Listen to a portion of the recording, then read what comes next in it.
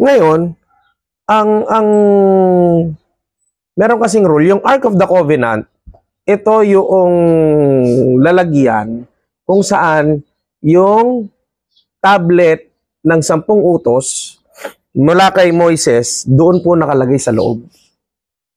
So, ang naan doon ay ang kautusan ng Panginoon. No? Ang tungkod ni Aaron, andun din, no? Sa loob niyan. So, yung Ark of the Covenant na yon, noong i-conquer nila Joshua ang Promised Land, ang nagmamarcha sa una, so yung army nila nagmamarcha, ang nasa unahan yung Ark of the Covenant. Nung tumawid sila sa Ilog Jordan, ang lakas ng ilog, yung may dala ng Ark of the Covenant, sila yung nauna, pero pagtungtong ng tubig nila, nung paa nila sa tubig, nahati ulit yung ilog. Ano, bukod pa po yung parting of the Red Sea. So ngayon, itong Ark of the Covenant, it represents the Word of God and the presence of God. Kaya lang po, merong rules ang Panginoon. Kasi, ang Israel, meron kasi yan 12 tribes. At yung isang tribe, no, yung lahi ni Levi, sila lang yung, sabi niya, ito ang trabaho nitong mga Levites. Sila ang tagapagdala ng Ark of the Covenant. Sila rin yung mga tinawag para maging priest. No, sila yung may tawag na yan ng paglilingkod sa Panginoon, yung mga Levites. At sila lang ang dapat makapagbitbit niyan. Pag hindi ka Levites at napahawa ka sa Ark of the Covenant, mamamatay ka. So, yun ang kanilang rules. Ngayon, so kinuha nila yung Ark of the Covenant mula Judah, plano nilang dalhin sa City of David. Tapos, ngayon, yung ikinarga nila sa kariton eh. Ngayon, yung baka na humihila, natalisod, titimbuang yung cart, mahuhulog. Ngayon, meron siyang isang kawal na nandun, si Uza. Sinalo niya para wag mapahulog. Kaya lang, hindi siya Levite.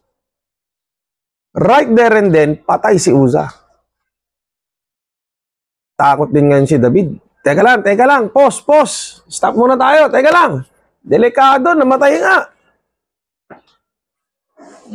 Isip tayo ang plano natin. Teka lang, tabi muna natin yan. Delikado pala yan eh. Tabi muna natin. Sino pumapayag doon natin itabi yan? So, siguro maraming hesitant kasi nakita mo na patay yung humawak eh. Ngayon, merong isang lalaki na ang pangalan ay Obed-Edom. Umayag siya. Sabi niya, mahal na hari, sige po, sa amin na po muna ang Ark of the Covenant. So sa kabila ng parang tinatanggihan na ng mga iba, yung Ark of the Covenant, which represents the Word of God and the presence of God, ito ang isang lalaki. Nagpresenta siya, sige sa amin. Sa amin nyo dalhin.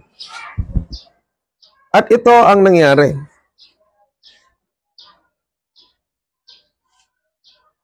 Now the king was told, the Lord has blessed the household of Obed-Edom and everything he has because of the Ark of God.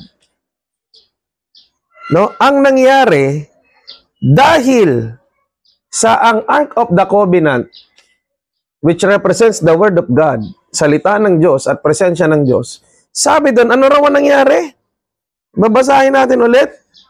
The Lord has blessed the household, ang buong sambahayan ni Obed-Edom, and everything he has. Alam niyo po, minsan maraming tumatanggi sa Word of God, sa presence of God. Hindi po alam na ang pagpapala ng Diyos ay naroroon. Kung nasaan ang presensya ng Diyos, nasaan ang salita ng Diyos, na andoon din po ang pagpapala ng Diyos. No, lalo na yung pagsunod sa Diyos. Alam nyo, kaya ang nangyari rito, kasi syempre maraming ayaw tumanggap. Inakita nila yung risk. Alam nyo po, sa panahon ngayon, sabi kanina ni Ate Myra, Sa kalokohan, ang dali kong mag-invite eh. Ang dali kong ipon ng tao. Ang daming madali sumama sa'yo. Bakit parang pagka ganito, ang hirap? Totoo po kasi yun eh. Katulad din ng panahon na yun, alam nila, it represents the presence of God. Pero dahil magkakaroon sila ng risk, mahirap para sa kanila, tatanggihan na lang nila. No po. Ngayon, maraming tao, i-invite mo sa Bible study, invite mo sa ganitong gawain, maraming aayaw talaga. Noong yung panahon na yun, si Obed-Edom lang ang tumanggap ng Word of God, no? Ng Ark of the Covenant na pamunta ron. It symbolizes the Word of God. Kaya ano po ang nangyari sa bahay ni Obed-Edom? Napagpala. Siya at ang kanyang buong sambahayan, maging ang kanyang mga anak. At sabi ron, and everything he has. So ngayon, kung meron din siyang mga businesses, napagpala rin yung mga business ni Obed-Edom. Bakit? Kasi sa kabila nung yung iba, tinatanggihan nila ang gawain ng Panginoon, no? Ang Ark of the Covenant, ang salita ng Panginoon. Dahil si Obed-Edom, tinanggap niya, winelcome niya, in-entertain niya. Hindi lang po yun, hinaus niya. No? Doon po, ilang months nakatigil sa bahay niya.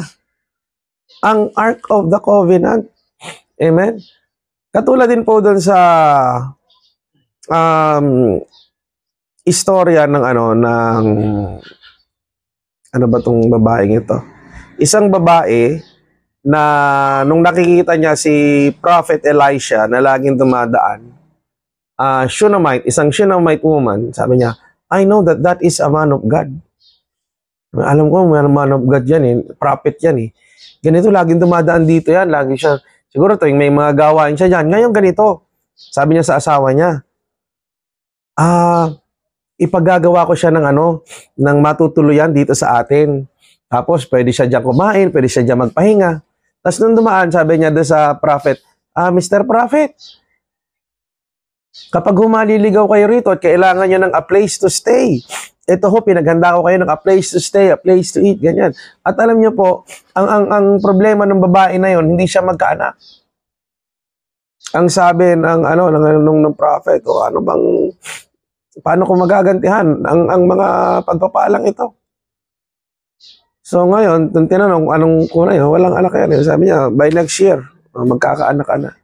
So ibig sabihin, to those people na tinatanggap, hindi lang tinanggap, hinaus talaga, no? Ang Word of God, ang presence of God sa kanilang buhay, napagpapala po ang kanilang buhay. Amen? Kaya minsan, na nakakalungkot naman, minsan, kapag napagpala naman yung buhay ng mga taong tumanggap sa salita ng Diyos at naglingkod sa Diyos, abay pag yumaman naman, bigla naman ang daming basher. At sasabihin, pinera yung iba po si Kiboloy, ha?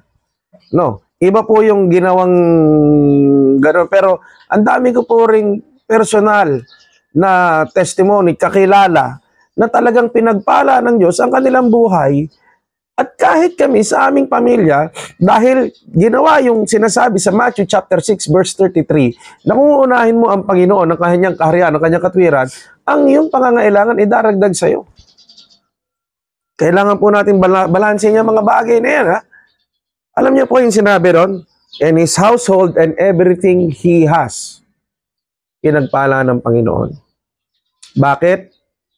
Tinanggap nila, hinaus nila ang salita ng Panginoon. Kaya alam niyo po, para po sa mga ganitong gawain, yung pag-church natin, yung pag-Bible study po natin, dapat hindi po tayo tamarin kung gusto po nating pagpalain ang buhay natin. Pero gawin po natin yung mga yan dahil pinararangalan at nais natin gawin ng Panginoon. Wag din po kasi si Obed-Edom, I do believe, kaya niya ginawa yun. Meron siyang pagrespeto sa salita ng Diyos. Mahal niya ang salita ng Panginoon. Sabi niya, kung ayaw niyong tanggapin, kami ang tatanggap. Kaya po tayo mismo sa ating mga tahanan, no? Basta po patungkol sa gawain ng Panginoon, huwag po nating ipagkakait. Andoon po ang pagpapala ng Panginoon katulad ni Obed-Edom. I'm gonna give you some testimony.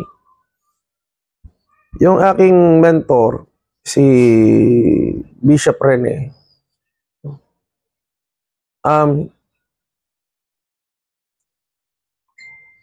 yung kanyang magsasaka yung kanyang mga magulang, no? Sasaka. Ngayon, ang mga magsasaka, kailan yung mayaman? Pag ano yan? Hindi, yun mayaman talaga. Pag binenta yung ano. Pag binenta na yung lupa.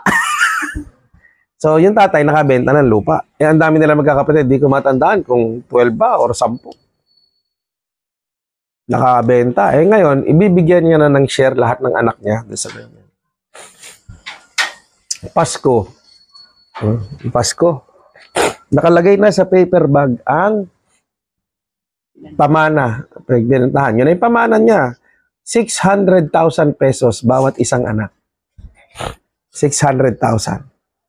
Kaya lang, bago iabot ang pera, ito ang tanong, anong gagawin mo sa pera pag binigay ko sa'yo? Pag abot, ilalagay ko po sa negosyo, pagpapagawa po ako ng pambentahan ng gasol. Okay, maganda yan. Pagdating doon sa bunso, si Bishop Rene, anong gagawin niyo mag-asawa? Kami po ay magpapastor, kami po ay maglilingkod sa Panginoon.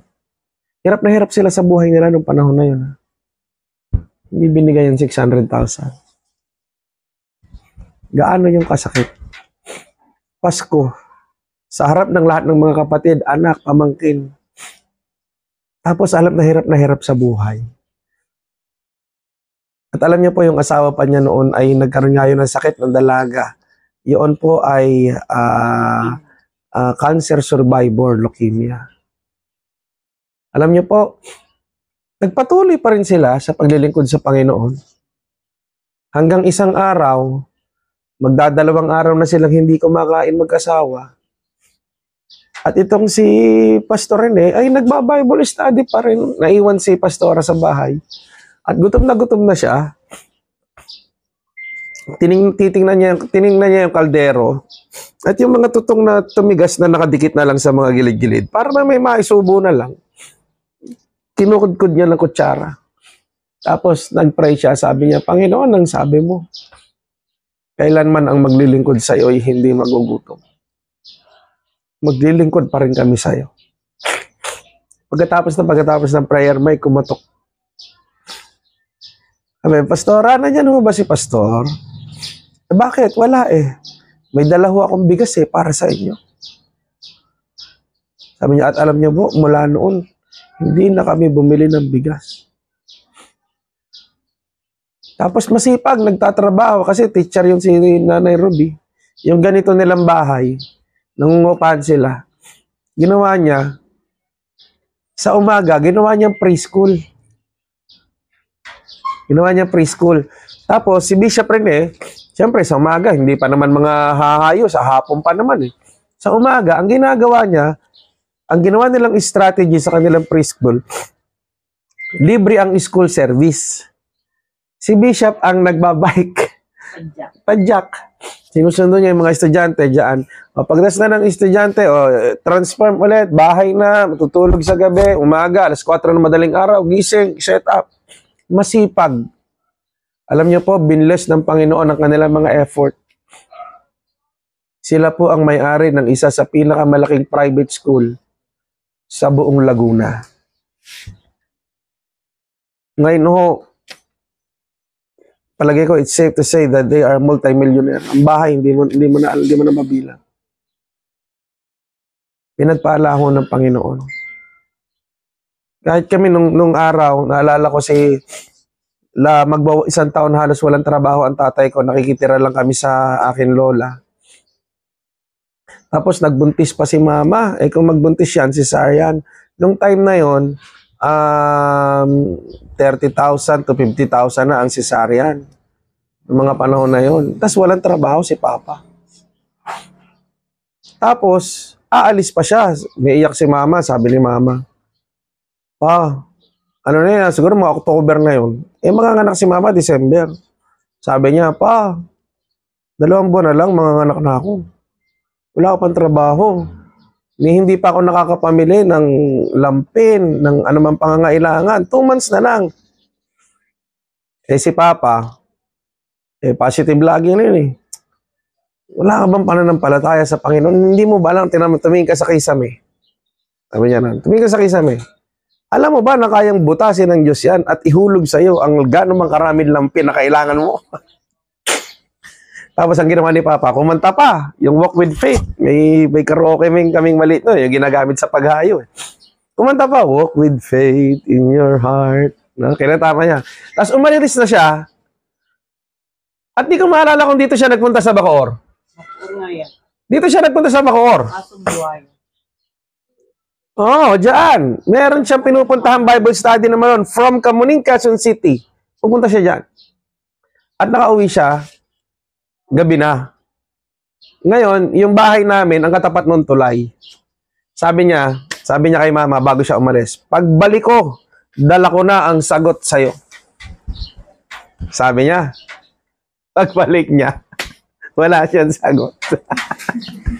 Nandun siya sa tulay. Naglalakad siya sa tulay. Sabi niya, Panginoon, ano isasagot ko sa asawa ko? Hindi alam ni Papa, mga bandang hapon, may dumating na telegram. May dumating na telegrama. Hindi ko naman binuksan. Sumulat ako kay Papa noon. Ako nakatanggap noon eh. Sumulat ako, dinigit ko sa pinto ng kwarto namin. Sabi ko pa, meron kang telegrama na andoon sa dictionary mong makapal. Eh pagdating niya, ang ginawa ni Papa, dumating na siya sa bahay. Gabi na yun. Gabi na eh. Ginawa niya, dahil wala siyang dalang sagot, di siya agad umakyat sa kwarto. Kasi wala siyang isasagot para tulog na. Pero nung nabasa niya yung sulat, pagdating ng telegrama, pagbukas niya, please report to the agency immediately for departure. Yung palang sagot, na sinasabi niya na pagdating niya, dala niya yung sagot, nauna pa palang dumating sa kanya. Tapat ang Diyos na ating pinaglilingkuran. Minsan kasi ang gusto lang natin makasigurado eh. Sumunod tayo sa Panginoon, gawin natin yung pinagagawa ng Panginoon. Ibigay man o hindi bigay ang ating ihiling, basta ang katapatan natin sa Kanya. Ibigay natin yung katapatan natin sa Kanya at yung paglilingkod natin sa Kanya at ang Diyos sigurado magiging tapat sa atin. According to His timeline, darating at saka mo sasabihin, Lord, dati hindi ko naintindihan, ngayon naintindihan ko, may plano ka pala talagang gagawin. Hindi ko naintindihan dati ito gusto ko, pero meron pala. Nauna pa yung sagot. At first time niya nakatikim ng ganong sweldo, yung sweldo niya sa Saudi, 7 taon ng tatay ko sa Saudi, siguro 10 times nung sweldo niya.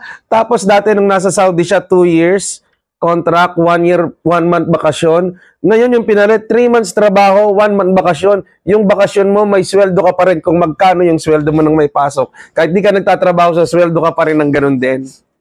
Travel allowance. May travel allowance pa. Nung unang buwan na nakatanggap si Mama ng sweldo, no joke. Walang bibira.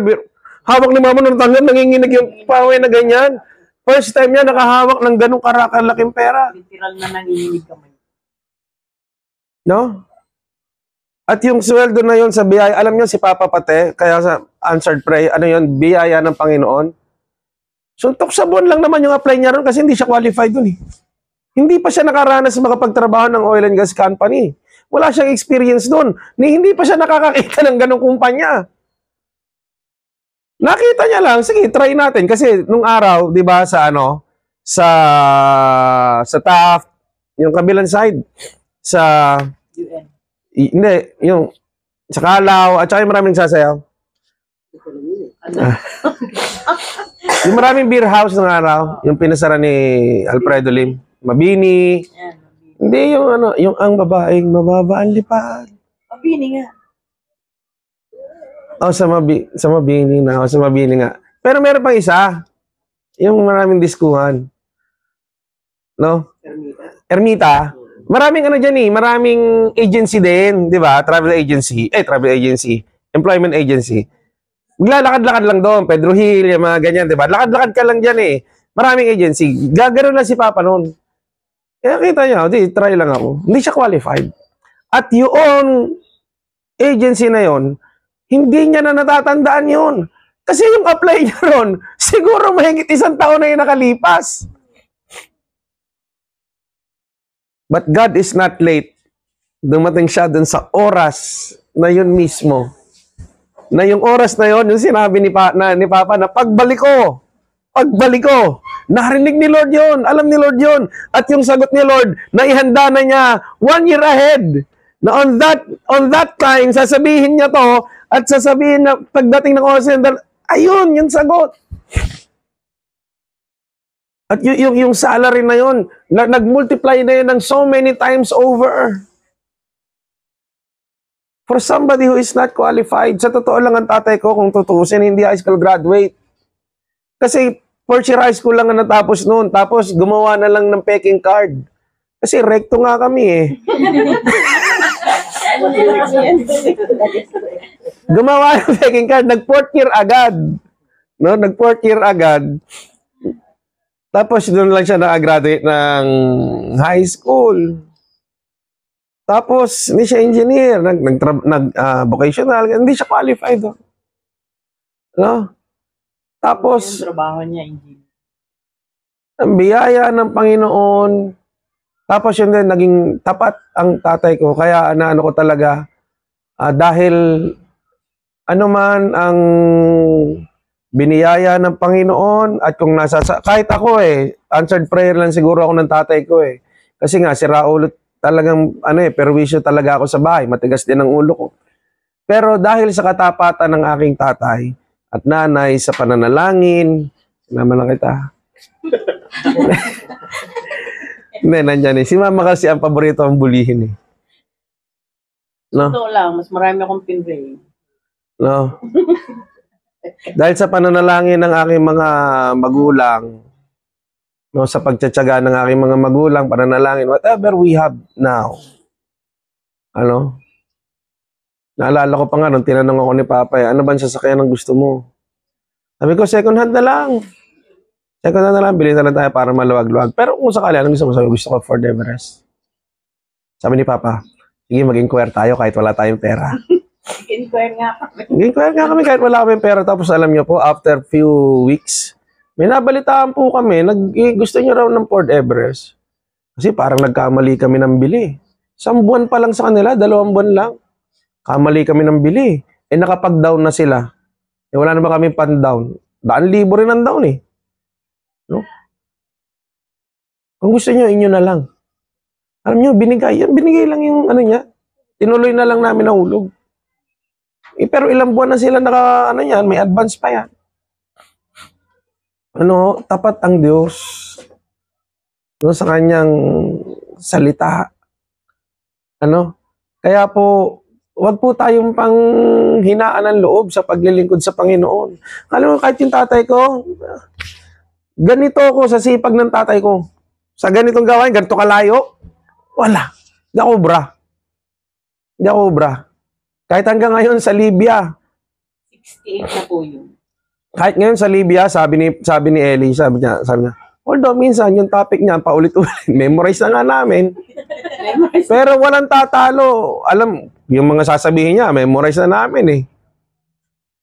Pero sabi niya, sabi sa akin ni Ellie, pero alam mo kuya, lagi ko pa rin sasamahan si Papa. Sabi po kayo, baka kayo na Lagi ko pa rin sasamahan si Papa. Kasi sa dedikasyon at sipag at sa heart niya for his care for people. Kasi bakit ho natin ito ginagawang patuloy?